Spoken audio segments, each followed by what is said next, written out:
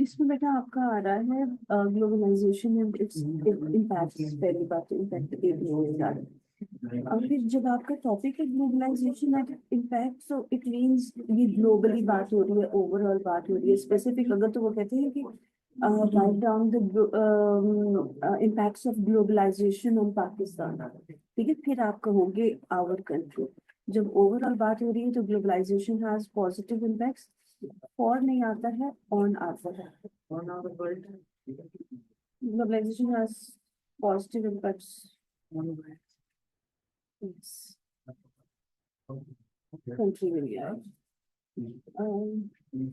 जहाँ पर आपको इसमें प्रॉब्लम आ रहा होता है प्रॉब्लम स्टेटमेंट में, just write down on A, I need problem statement for this topic, और उसको साथ वर्ड काउंट दे दो। मुझे एक सेंटेंस की चाहिए है प्रॉब्लम स्टेटमेंट, मुझे 10 वर्ड्स की चाहिए, मुझे 7 वर्ड्स की स्टेटमेंट चाहिए। जितना आपको जो उसको आप उसको प्रॉम्प्ट दोगे उसके अकॉर्डिंग आपको मिल जाएगी। और जो भी आप search, sorry,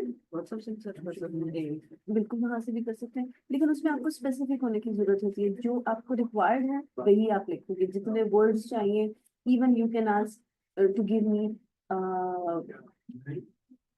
some easier examples in easy English, easy language, अगर आपको उसमें complex vocabulary आ रही है।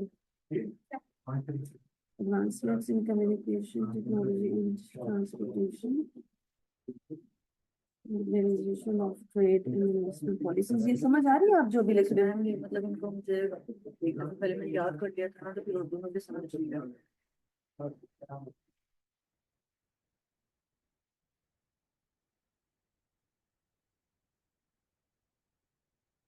हाँ,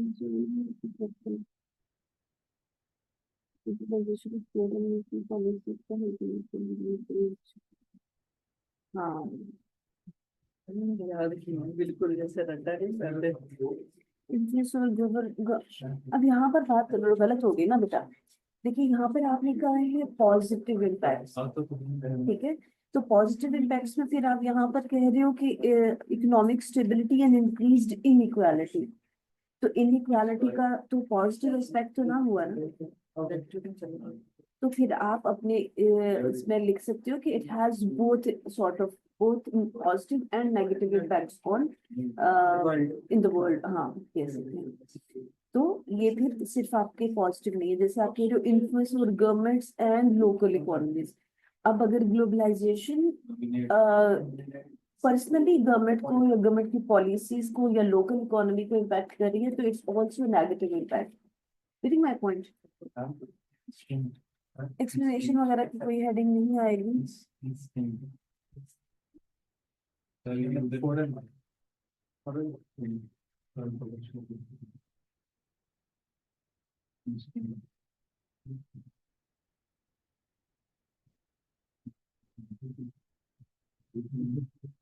अब जो आप इंट्रोडक्शन लिख रहे होते हो ना, इंट्रोडक्शन में they are asking you globalization and its impacts. तो सबसे पहले आप यहाँ पर लिखोगे व्हाट इज ग्लोबलाइजेशन। ग्लोबलाइजेशन की आपने डेफिनेशन लिखी है, ठीक है। तो ये with the passage of time transportation में क्या आ रहा है, टेक्नोलॉजी में क्या आ रहा है, ये हाँ ये बाद में चीजें आएंगी।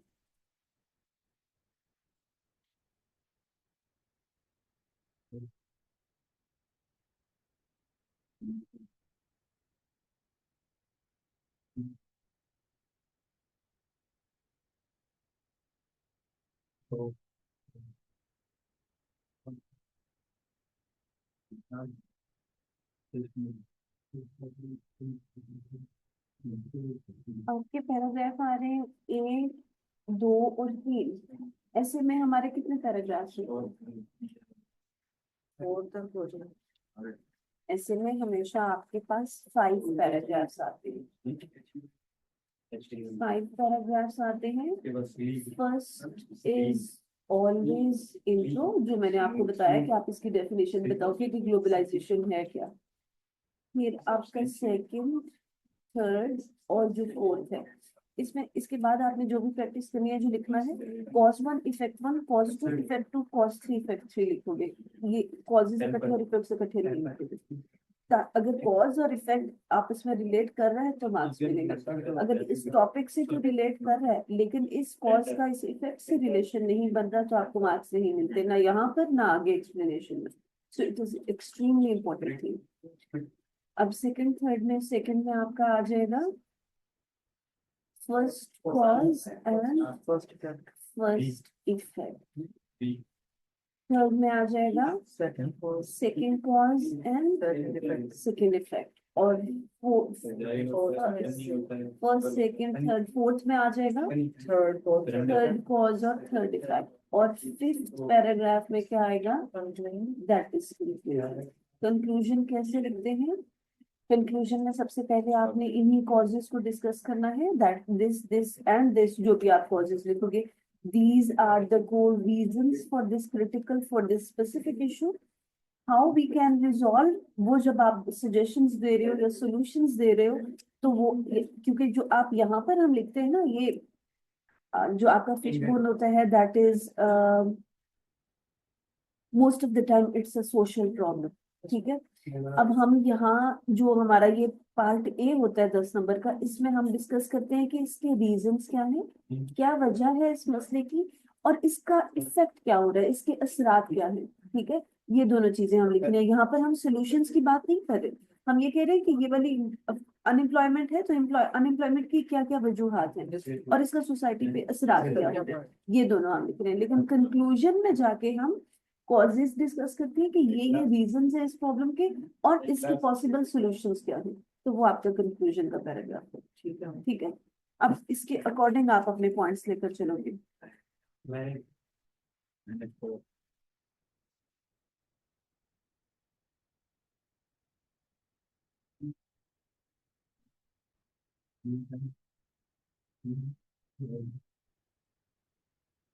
अब आपको बहुत बहुत कॉन्शियस होके अपनी स्टेटमेंट लिखनी है। स्टेटमेंट से आपका पूरा टॉपिक गलत हो सकता है। आईएमएफ प्रोग्राम की आप बात कर रहे हो, financially help from IMF can result many severe problems in Pakistan. अगर इससे इतने सीवियर प्रॉब्लम्स जनरेट होते हैं तो फिर हम क्यों चाहते हैं कि हमें हेल्प मिले, एड मिले?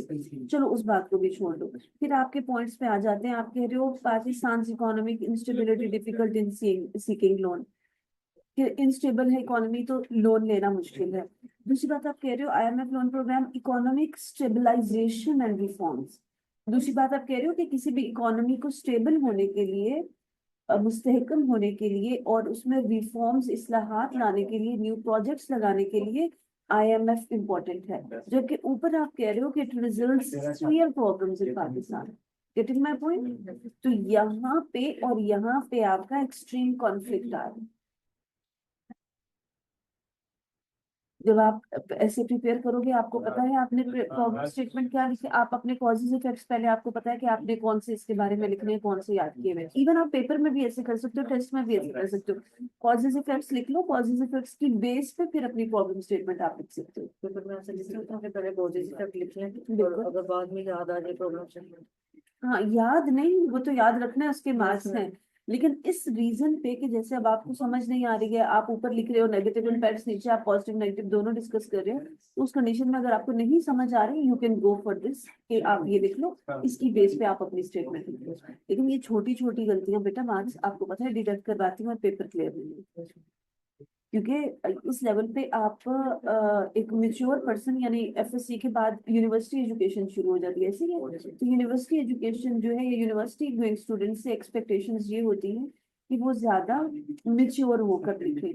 अब अगर आप एक जगह पे कह रहे हो कि इसके सारे नुकसानात नुकसानात हैं, ऊपर आपने वाजे बता दिया, नीचे आप उसके फायदे बताओगे, तो इट मीन्स आपका कॉमन सेंस काम नहीं करता या मेच्योरिटी लेवल कम है।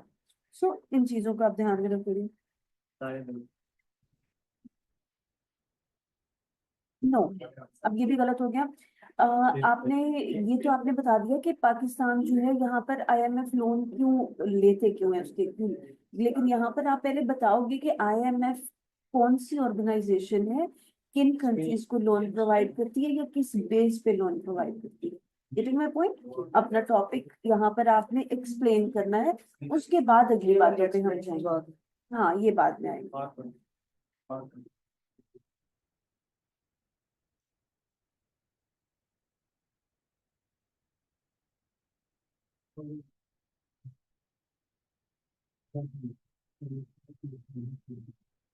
सिर्फ दो पैराग्राफ लिखे हैं आप। अच्छा, तीन, ये तो रॉन्ग हो गया आपको।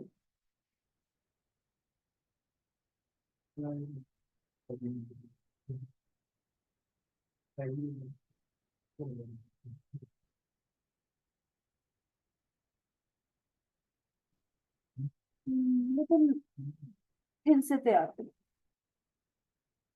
और इसके अकॉर्डिंग आप मुझे टेस्ट होगी, ऐसे इसका आपका फिर से टेस्ट होगा, इसके अकॉर्डिंग होगा।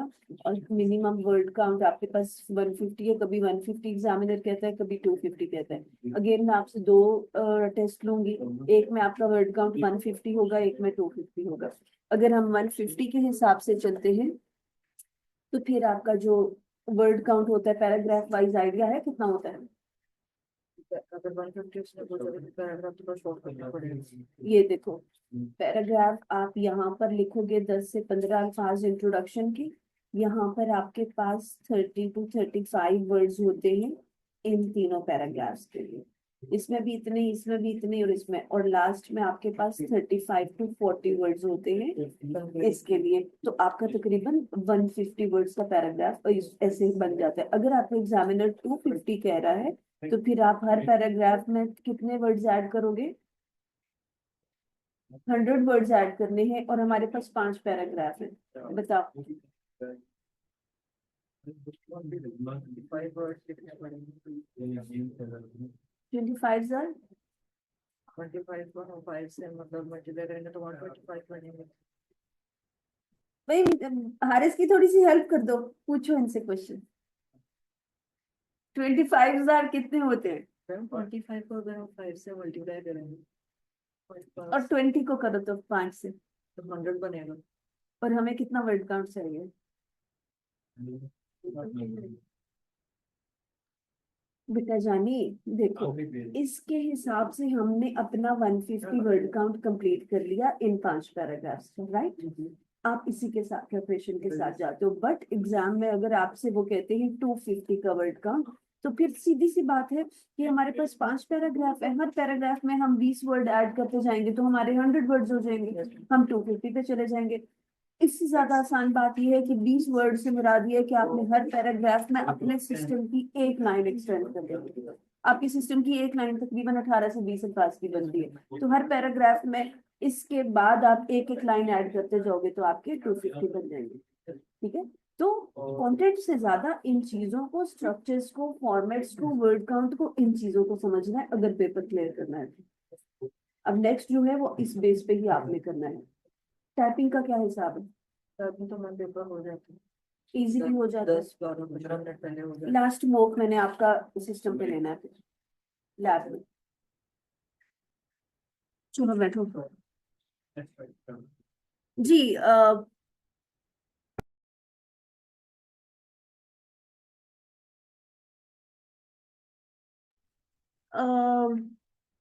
फॉर्मेट्स लिख कर आएंगे, लेटर फॉर्मेट जो कल हमने डिस्कस किया था, लिख कर लाए हैं सब? श्योर? ये क्या होता है? Yes sir, no? Okay, yes sir, क्या बात है जनाब। ऐसे यस का वो बन्नू वाला भाई नहीं आया? यस सर वाला। ओ, मरियम, हमारे पास एक स्टूडेंट है बेटा लास्ट बैच का, जिनका पेपर क्लियर नहीं हुआ था BWCS का, और वो अभी अपेयर हो रहे हैं मई के एग्जाम में। तो उनको मैंने कुछ काम दिया हुआ था, वो मैं चेक कर रही थी, डिस्कस कर रहे थे हम ऐसे का, इन द मीनवाइल जब तक बाकी स्टूडेंट से रिवाइज कर रहे हैं अपना वो कैप का क्वेश्चन, इसलिए अभी आपको समझ नहीं आएगा वो।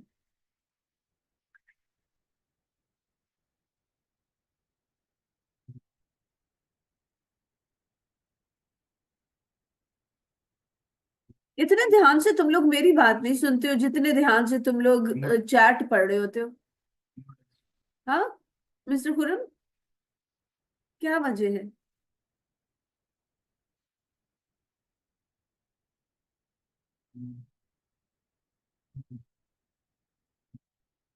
इमोडेस्ट तो इसको रटा हुआ होना चाहिए, इतनी दफा मैंने इससे पूछ लिया है। बताओ भाई को इमोडेस्ट क्या होता है?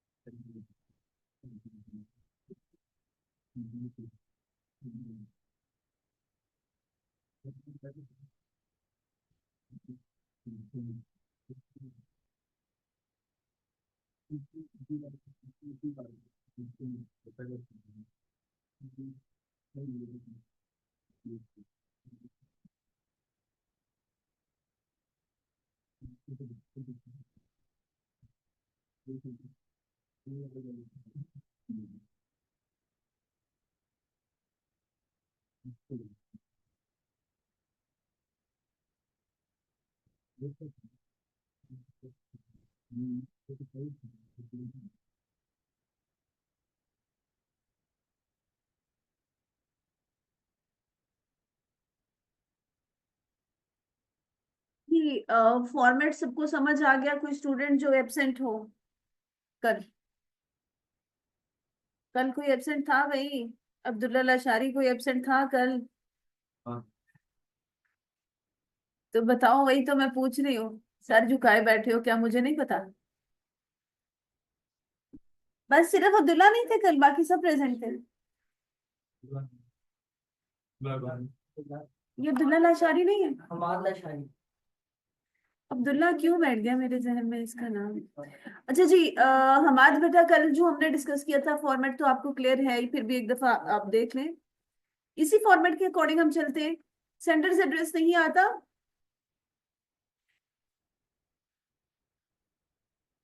ये देखा, पुराने बंदे बोलते हैं कि ये पुराने बंदे, पहले आता था अब नहीं आता।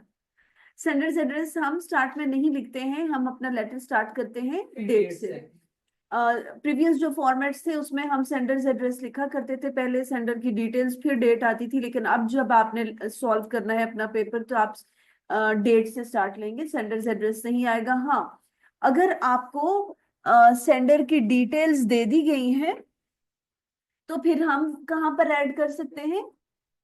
अपने फर्स्ट पैराग्राफ में इंट्रोडक्शन में आप बता सकते हैं, आपको कहा गया assume you are mister Fizan from Gulberg Lahore, तो आप फिर अपने इंट्रोडक्शन के पैराग्राफ में आप लिख लोगे hope you are doing, dear sir hope you are doing well, I am mister Fizan या फिजान कंप्लीट नेम जो भी आपको गिवन होगा, from Gulberg Lahore, the purpose of writing this letter is, जो भी होगा वो आप आके लिख लेंगे।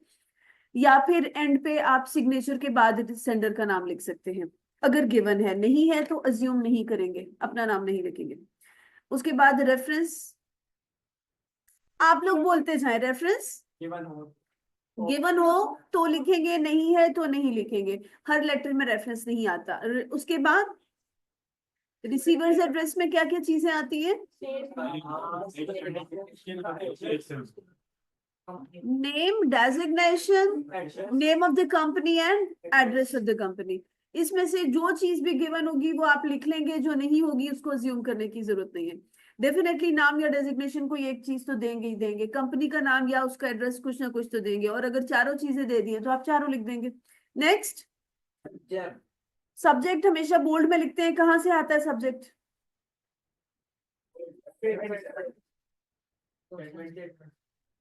हाँ, क्वेश्चन से आपको पता चल देता है सब्जेक्ट का मतलब क्या होता है। हाँ, पर्पस ऑफ राइटिंग, आप क्यों लिख रहे हैं वो आपका सब्जेक्ट आ जाता है। और सब्जेक्ट जो होता है वो हमेशा आप लिखेंगे एक लाइन पर आपका आना चाहिए, लेकिन एक लाइन पे आपके पास वर्ड तो तकरीबन 18 लफ्ज आप लिख सकते हैं, लेकिन कोशिश करें आपका सब्जेक्ट 8 से 10 अल्फाज इससे ज्यादा ना हो। उसके बाद सैल्यूटेशन में हम क्या लिखते हैं? डियर सर लिख लें, ज्यादा अच्छी बात है, एस कैपिटल आएगा। और अगर नाम गिवन है तो डियर मिस्टर के बाद नाम, या dear miss Fatima, dear miss, miss Khurram, dear mister Khurram या मिस फातिमा, जो भी नाम गिवन होगा आप नाम लिख सकते हो। अगर नाम नहीं भी लिखते हैं, नाम गिवन है फिर भी आप सर या मैडम लिख रहे हो, दैट इज फाइन, उसमें कोई इश्यूज नहीं है। After that 3 paragraphs, introduction, main body and call to action. Introduction में हम अगेन हमने अपने टॉपिक को ही बताना है, 1-2 सेंटेंसेस आप लगा सकते हैं, hope you are doing well, the purpose of writing this letter is. और अगर इंट्रोडक्शन में अगर आपको सेंडर की डिटेल्स गिवन है तो वो भी आप ऐड कर लोगे, और फिर आप बता दोगे कि आप क्यों लेटर लिख रहे हो, पर्पस आप अगेन बता दोगे। यहाँ पर आप अपने क्वेश्चन स्टेटमेंट को ही लिख सकते हैं, रिफ्रेश करके थोड़े से वर्ड्स आगे पीछे करके यहाँ एडजस्ट कर सकते हैं। मेन बॉडी में आप अपनी पूरी कहानी बता रहे होते हैं, जो भी आपका पर्पस का राइटिंग ऑफ पर्पस है उसको इलाबोरेट कर रहे होते हैं। कंप्लेन कर रहे हैं तो क्यों कर रहे हैं, किस वजह से, क्या इशू हुआ। इनवाइट करना चाह रहे हैं तो किस किस टाइम पे, किस डे को, किस डेट पे इनवाइट करना चाह रहे हैं, किस फंक्शन, किस इवेंट पे इनवाइट करना चाह रहे हैं। और जिस पर्सन को आप इनवाइट कर रहे हैं स्पेसिफिकली उस पर्सन को इनवाइट करने का पर्पस क्या है, उसको आप इनवाइट कर रहे हो तो आपके इवेंट में उसकी जो पार्टिसिपेशन होगी वो क्या होगी, क्या आप एक्सपेक्ट करते हैं। अगर आप उनको किसी स्पीच वगैरह के लिए इनवाइट करना चाह रहे हैं as a guest in of honour, तो फिर आप उनको टाइम फ्रेम बताएंगे कि आपकी स्पीच कितने टाइम की होगी, हाफ एन आवर की होगी, 20 मिनट, 15 मिनट की होगी, और 9 बजे के बाद होगी, 8 बजे के बाद होगी, टाइम फ्रेम क्या होगा। यानी वो सारी छोटी छोटी डिटेल्स आपकी मेन बॉडी पैराग्राफ में आ जाती है, जो भी टॉपिक को। कॉल टू एक्शन का क्या मतलब होता है?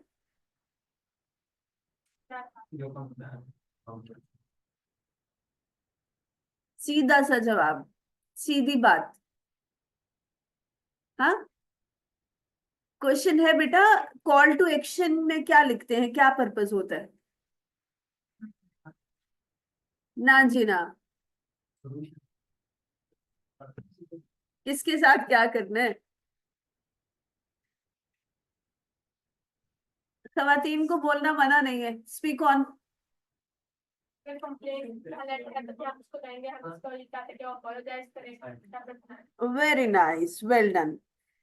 आपका जो कॉल टू एक्शन है उसमें आपने ये लिखना है कि आप अपने रिसीवर से क्या एक्सपेक्ट कर रहे हैं, अपने रिसीवर से क्या चाह रहे हैं। आपने अपना टॉपिक इंट्रोड्यूस कर दिया, आपने पूरी स्टोरी बता दी, आपने पर्पस ऑफ राइटिंग भी लिख दिया। अब आप अपने रिसीवर से पूछते, उसको कह रहे हैं जो आप उससे चाह रहे हैं। कंप्लेन है तो आप क्या चाह रहे हैं कि वो अपनी मैनेजमेंट को चेंज करे, उनकी ट्रेनिंग करे, उनको फायर कर दे, या वो फिर आपसे फॉर्मल अपॉलॉजी करें। आपने इनवाइट किया है तो फिर आप उनसे पूछोगे कि अवेलेबिलिटी, डेट बताएं, टाइम बताएं, आपकी इनविटेशन एक्सेप्ट करें। तो जो भी आप अपने रिसीवर से चाह रहे हो वो अगेन आपने कॉल टू एक्शन में लाजमी लिखना है, बहुत फॉर्मल वे में और बहुत मुख्तसर से अल्फाज में। 1.5 line is more than enough for call to action. अगर कोई प्रॉब्लम है तो उसमें आप कोई सोल्यूशन सजेशन भी ऐड कर सकते हैं एंड पे। योर्स सिंसियरली लिखेंगे तो बिल्कुल इसी तरह से लिखेंगे, स्लैश फेथफुली की जरूरत नहीं है, योर्स में अपॉस्ट्रॉफी नहीं आएगी और सिंसियरली का एस स्मॉल होगा। और सॉरी, हाँ, इसमें आपने एक चीज याद रखनी है, जैसे यहाँ पर इन्होंने नहीं लगाया हुआ, डियर सर के बाद भी आप कॉमा लगाएंगे और योर्स सिंसियरली के बाद भी कॉमा लगाएंगे। सिर्फ ये 2 चीजें हैं जहां पर आपने कॉमास लगाने हैं, बस, उसके अलावा कुछ भी नहीं। सेंडर्स फुल नेम के ऊपर सिग्नेचर के स्पेलिंग्स आएंगे और उसके बाद सेंडर्स का कंप्लीट नेम लिख देंगे अगर गिवन है। अगर गिवन नहीं है तो सिग्नेचर पे आपका लेटर एंड हो जाएगा। इनक्लोजर में क्या आता है? गुड। अगर उन्होंने आपको कहा है कि आपने कोई चीज अटैच करनी है, कोई डॉक्यूमेंट्स हैं, कुछ भी है, कोई पेमेंट हुई है, तो वो कहेंगे कि उसकी आप ना जो आपका चेक है वो स्कैन करके आप साथ अटैच कर दें। या आप अप्लाई कर रहे हैं किसी जॉब के लिए या किसी और चीज के लिए, तो वो आपको कह रहे हैं अपने आईडी कार्ड की फोटोकॉपी, अपने रिजल्ट कार्ड्स की फोटोकॉपीज वो अटैच कर दें। तो यहाँ पर फिर अगर कोई क्वेश्चन में ऐसी रिक्वायरमेंट है तो आप इंक्लोजर या अटैचमेंट्स की हेडिंग देकर नीचे 1 2 3 लिखकर जो जो भी आप को कहा गया है कि अटैचमेंट्स या इंक्लोजर ये चीजें लिस्ट में ऐड होनी चाहिए वो आप लिख दोगे। फॉर एग्जांपल 1 पे आपने लिख दिया photocopy of ID card, second पे लिख दिया photocopy of matric result card और एफएससी रिजल्ट कार्ड, इस तरह से। ये भी क्वेश्चन पे डिपेंड करता है, अगर क्वेश्चन में कहा गया है तो, अगर नहीं कहा गया तो नहीं लिखेंगे। ये डिटेल्स कल हमने गाइडलाइंस देख ली थी कि जब आप सिस्टम पे क्वेश्चन सॉल्व करते हैं तो किस तरह से करते हैं। जहां पर हमने ब्लैंक लाइन, हम वैसे कहाँ पर स्किप करते हैं, क्या रूल होता है? नहीं, क्यों करते हैं ब्लैंक लाइन स्किप?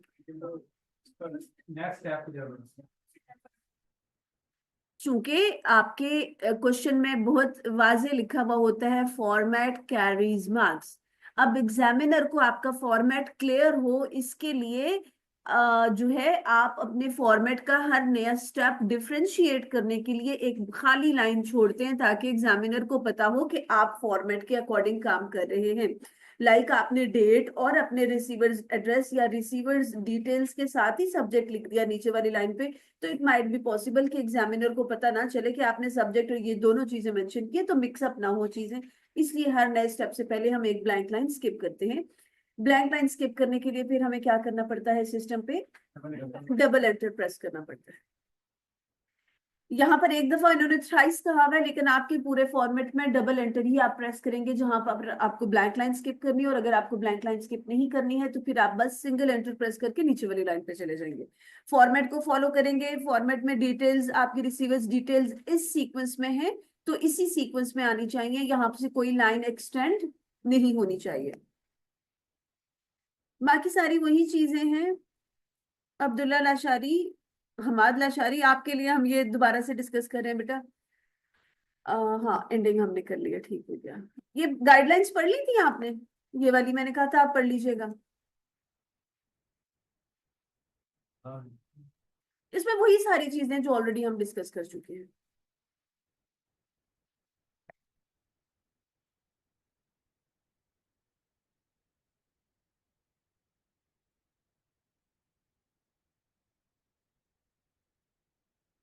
चलें जी, अब आपने क्या करना है, एक हम प्रैक्टिस करने लगे हैं।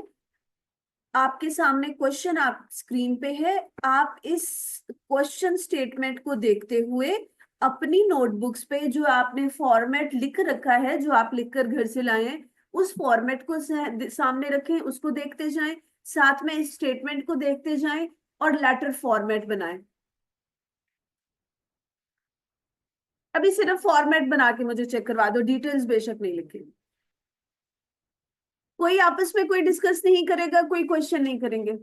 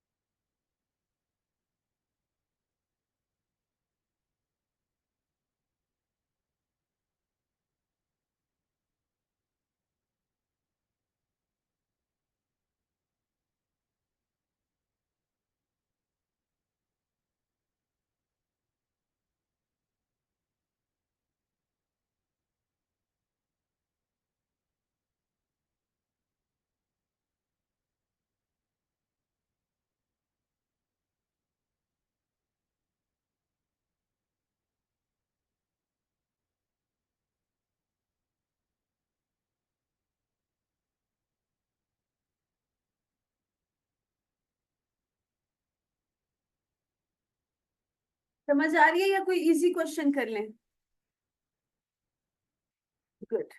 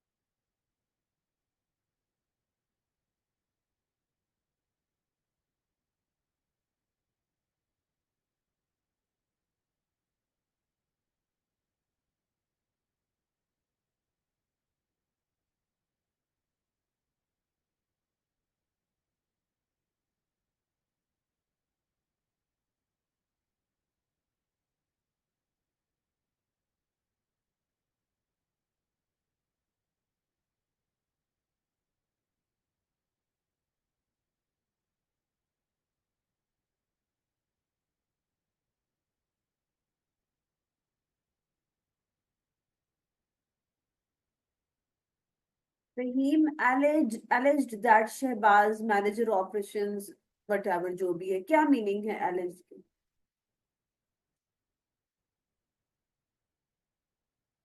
पहले शहबाज के बारे में, शहबाज के या उसके जो वेरी नाइस। एलिगेशन लगाई, इल्जाम लगाया, उसके ये मीनिंग होंगे।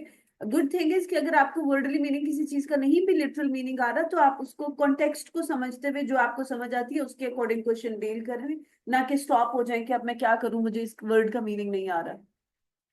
आपको पूरी स्टेटमेंट पढ़ के कॉन्टेक्स्ट तो समझ आ गई ना कि कौन किसको क्या कहना चाह रहा है। तो जब आपको लिटरल मीनिंग नहीं आ रहे होते एग्जाम में, फिर आप कॉन्टेक्चुअल मीनिंग को, टेक्स्ट को समझकर सॉल्व कर लिया करें।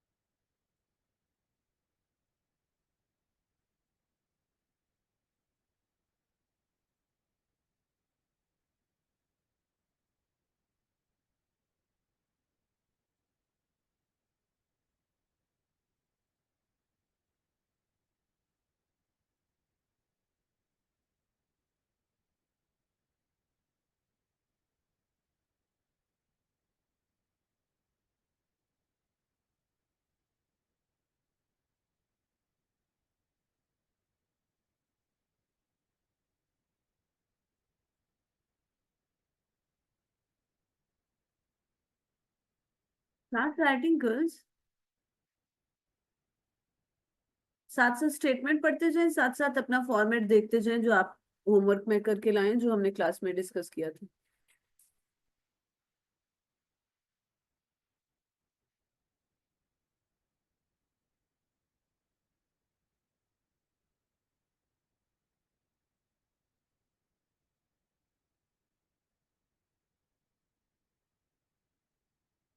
फॉर्मेट में इंट्रोडक्शन भी आप लिखोगे, इंट्रोडक्शन का पैराग्राफ लिख के बाकी दोनों पैराग्राफ्स की जगह छोड़ दें और फिर अब क्लोजिंग कर दें उसकी।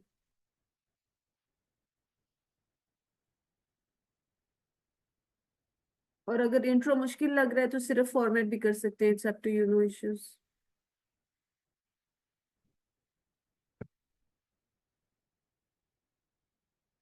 जी बेटा, ये आपकी प्रैक्टिस के लिए जो फॉर्मेट हमने डिस्कस किया था उस फॉर्मेट के अकॉर्डिंग, इस क्वेश्चन स्टेटमेंट के अकॉर्डिंग आप अपना फॉर्मेट कैसे बनाएंगे, किस जगह पे क्या चीज आएगी, कैसे लिखना है, वो आप अभी प्रैक्टिस करेंगे।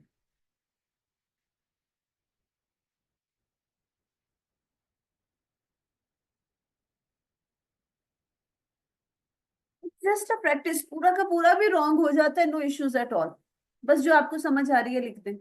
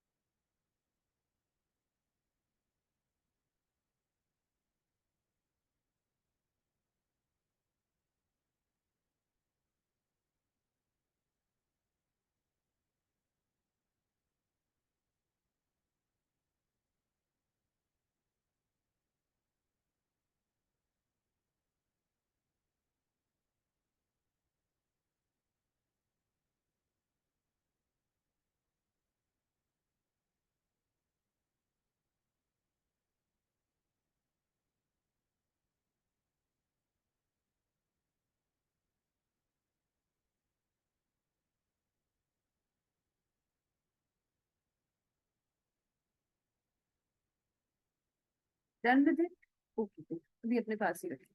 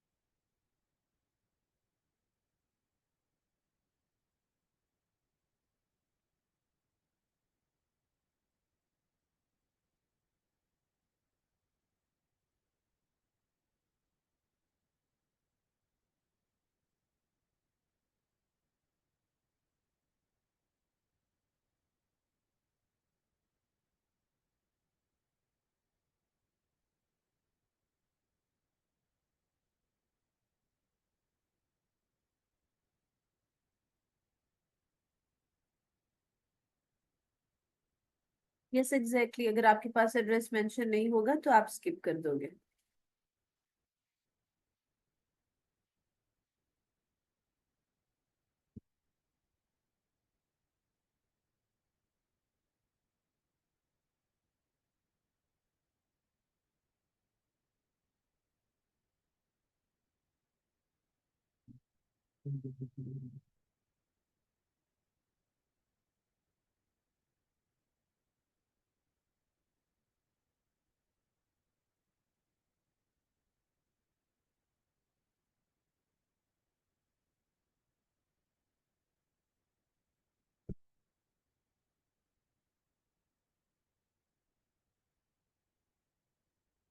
Done with it.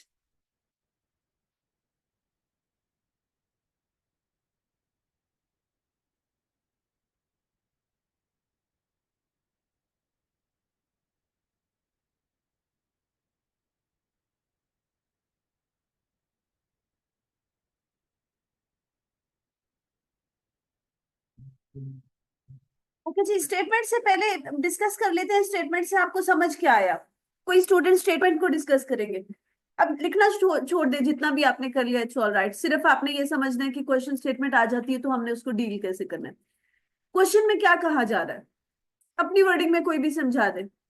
इसमें उसामा मीर को ये किंग खान ने लिखा है कंप्लेंट लेटर उसके मैनेजर ऑपरेशन मैनेजर के खिलाफ। उस पे एलिगेशन लगा रहा है कि ये मतलब अपने पावर का मिसयूज कर रहे हैं। ठीक हो गया। अल्फा फूड क्या चीज है? तो एक कंट्री एक लीडिंग मैन्युफैक्चरर है, कंपनी है, किस क्या चीजें वहां पर बनती हैं? पोटैटो चिप्स वगैरह बनते हैं। और फिर उन्होंने अल्फा फूड्स जो कंपनी है, जो ऑर्गेनाइजेशन है, उन्होंने क्या किया, उन्होंने एक एग्रीमेंट किया है दो कंपनीज के साथ। कौन कौन सी कंपनी? गामा ट्रांसपोर्ट नाम उन्होंने चले दे दिए इसको, कि वो पूरे कंट्री में जो इनकी प्रोडक्ट्स होंगी उनकी सप्लाई करेंगे। ये तो बात एक हो गई कि उनका ये एग्रीमेंट हुआ था। अब कॉन्फ्लिक्ट कहाँ पर आ रहा है?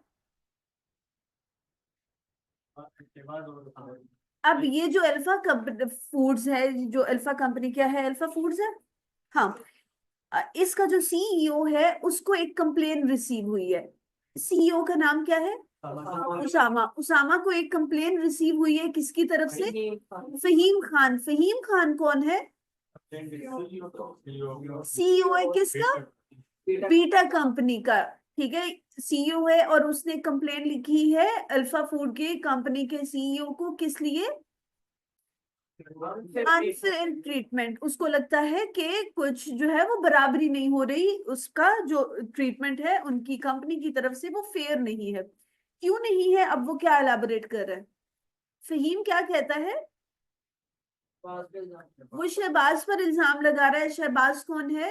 अल्फा फूड्स का मैनेजर है। और वो क्या कह रहा है कि जो शहबाज है वो किस जो वो है क्लोज रिलेटिव किसका है?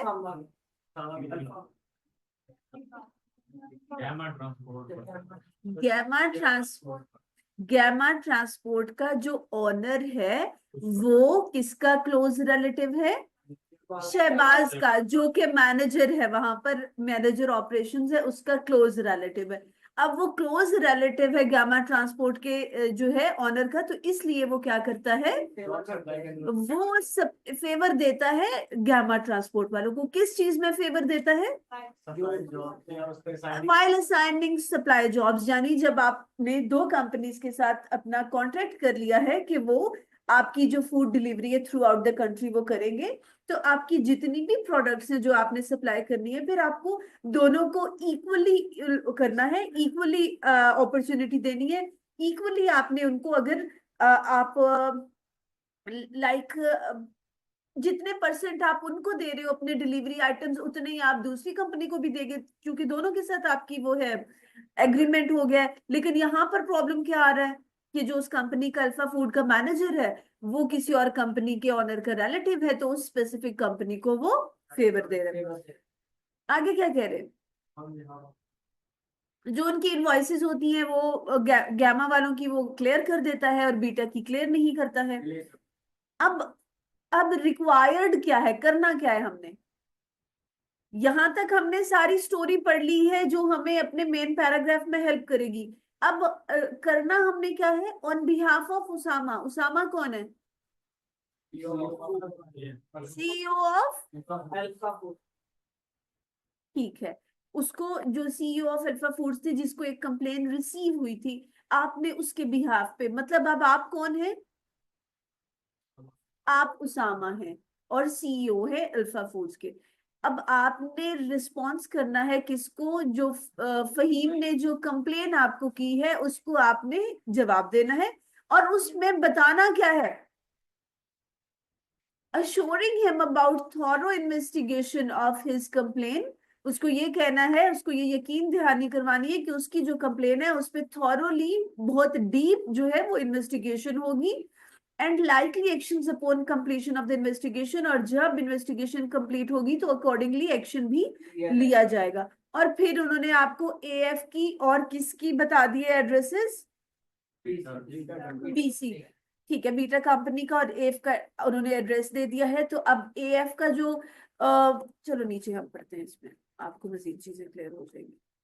हमने कहा था हम सेंडर एड्रेस नहीं लिखेंगे, हमारी डेट यहाँ से स्टार्ट होगी। अभी ऑनलाइन स्टूडेंट में से भी जिसने मुझे भेजा हुआ था, बेटा आप देख लें, आपने क्या किया था, डेट का फॉर्मेट रॉन्ग था। आपने डेट के बाद मंथ के कंप्लीट स्पेलिंग और उसके बाद ईयर लिखना होता है, हमेशा करंट डेट आएगी। डेट आगे, रेफरेंस इसमें हम नहीं करेंगे, ऑप्शनल था, क्योंकि हमें क्वेश्चन में रेफरेंस नंबर गिवन नहीं है तो इसको हम स्किप कर लेंगे। इसलिए असाइनमेंट को आपने 100% नहीं फॉलो करना। लाइक ये 2023 की है, जैसे जैसे क्वेश्चंस आते जाते हैं असाइनमेंट्स उसके अकॉर्डिंग फॉर्मेट्स बनते हैं, लेकिन आपने जो फॉलो करनी है चीज वो करनी है जो हम क्लास में डिस्कस करेंगे। जी, ये कौन सी डिटेल्स आ रही हैं? ये फहीम खान। रिसीवर की, रिसीवर कौन है यहाँ पर? फहीम खान। यहाँ पर रिसीवर फहीम खान है और सेंडर जो है वो उसामा है। फहीम खान रिसीवर क्यों है? क्योंकि फहीम खान ने, हाँ, फहीम खान ने कंप्लेन की है आपको, अब आपने उसको जवाब लिखना है, तो आपका रिसीवर फिर फहीम ही हुआ।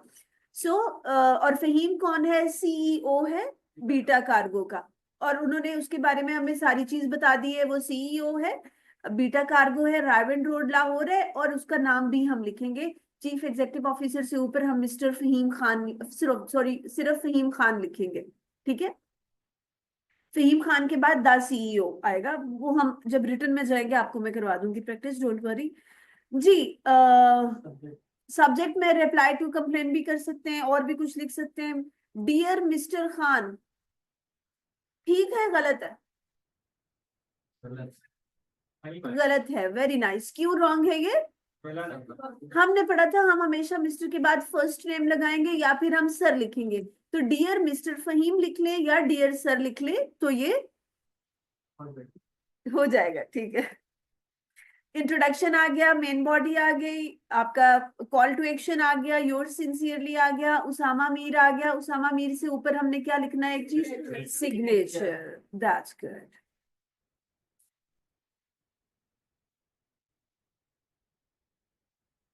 आप लोगों के पास रिकॉर्डेड लेक्चर्स आते हैं? ठीक है, अब आपका होमवर्क ये है कि आपने अपना जो है रिकॉर्डेड लेक्चर देख लेना है। वहां पर ये इसकी डिटेल्स आपकी गिवन है जो हमने अभी डिस्कस भी की हैं, ये हमने डिस्कस की हैं। साथ इसमें हमने कुछ मिस्टेक्स भी पॉइंट आउट की हैं कि ये चीजें हमने फॉलो नहीं करनी। वो समझ आ गया सबको? हमने ये वाला सारा पोर्शन नहीं लिखना जो सेंडर की डिटेल्स है, हमने डेट लिखनी है, रेफरेंस नहीं लिखना, और हमने रिसीवर की डिटेल्स लिखनी है, और सब्जेक्ट लिखना है। डियर मिस्टर खान की जगह हम मिस्टर फहीम लिखेंगे, ऐसे ही है।